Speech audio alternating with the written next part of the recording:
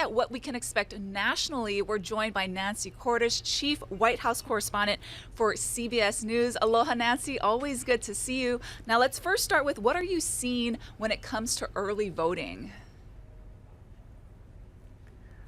Early voting across the country, Ashley, they're smashing records. So far, at least 40 million people have voted early.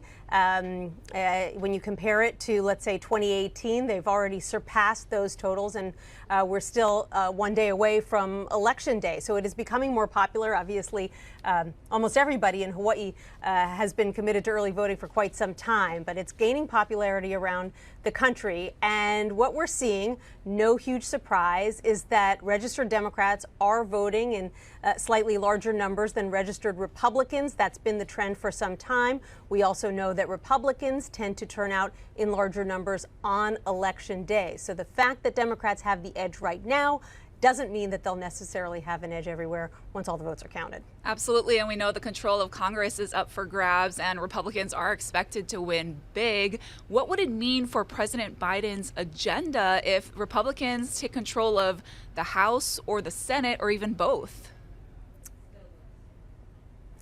His agenda, frankly, Ashley, would grind to a halt.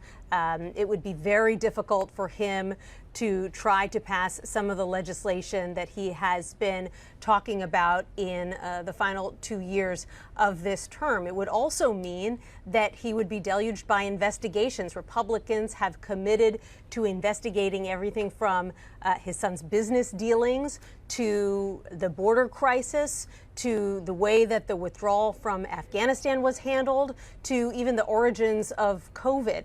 And so life's going to get a lot more difficult for this president if his party loses one or both houses of Congress. He's going to have to find areas of compromise with Republicans. But the challenge is that even on issues that both sides say they care about, like immigration reform, they have such different ideas about how to tackle it. Republicans want to focus on border security. Democrats want to focus on a pathway to citizenship. And so, the chances of them being able to meet in the middle on some of these really contentious issues is pretty slim.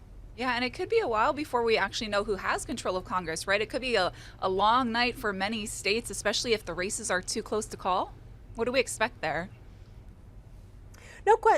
No question. And there are also states that take longer to count than others, and that doesn't mean that there's some kind of problem with the counting. It just means that in some states, for example, they don't allow early votes to be processed until Election Day.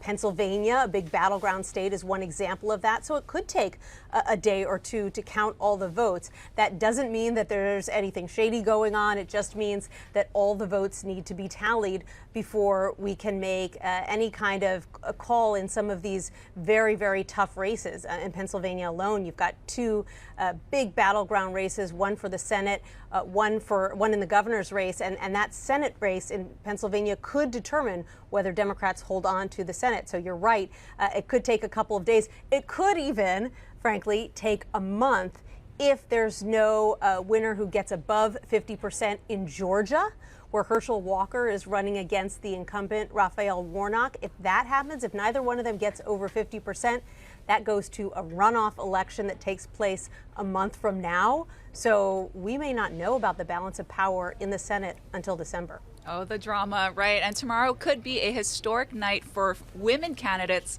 Tell us about that.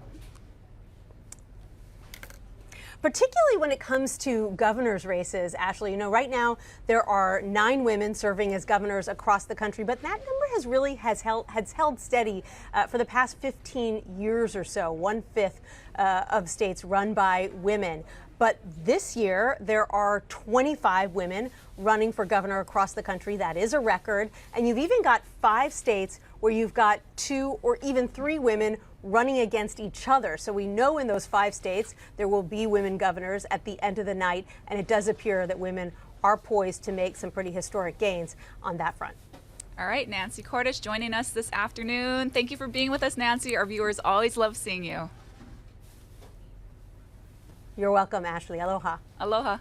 And don't forget, Hawaii News Now is your source for election 2022 coverage. More updates coming up in just a bit here on This Is Now, and we're also extending our live stream today to bring you even more reports throughout the afternoon, so keep checking those HNN digital platforms all the way till 4 o'clock today.